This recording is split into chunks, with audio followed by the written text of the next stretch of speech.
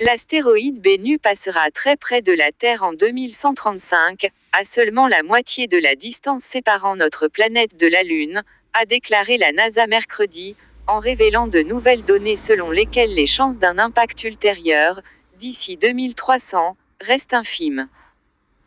Bennu, découvert en 1999 et mesurant 500 mètres de diamètre, est l'un des deux astéroïdes connus de notre système solaire posant le plus de risques pour la Terre, selon l'agence spatiale américaine.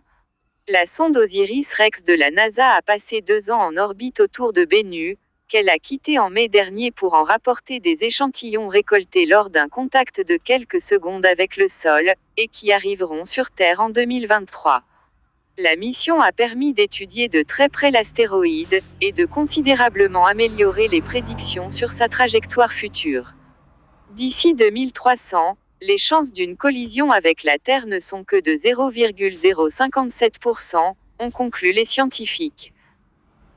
Dit autrement, cela veut dire qu'il y a 99,94% de chances que Bennu ne soit pas sur une trajectoire d'impact, a souligné Davide Farnochia, scientifique au Near Earth Object Studies de la NASA, lors d'une conférence de presse.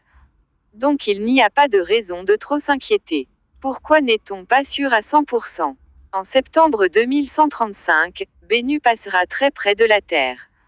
Cela lui donnera la possibilité de traverser ce qu'on appelle un trou de serrure gravitationnelle, une zone qui altérerait légèrement la trajectoire de l'astéroïde, à cause de l'influence gravitationnelle de notre planète, le mettant ainsi sur une trajectoire de collision future. Avant la mission Osiris-Rex, 26 trous de serrure, grands d'1 kilomètre ou plus étaient possiblement sur le chemin de Bennu en 2135.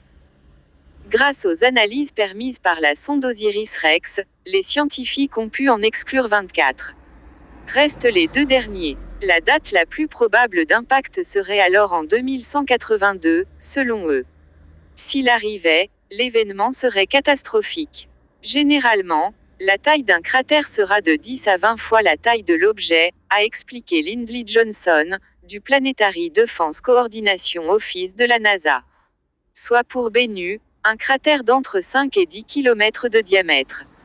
Mais la zone de destruction sera bien plus large que cela, jusqu'à 100 fois la taille du cratère, a-t-il dit.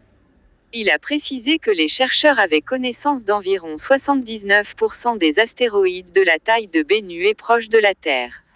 Et Davide Farnochia de rappeler, le risque posé par Bennu est en vérité plus petit que le risque posé par les objets de taille similaire que nous n'avons pas encore découverts.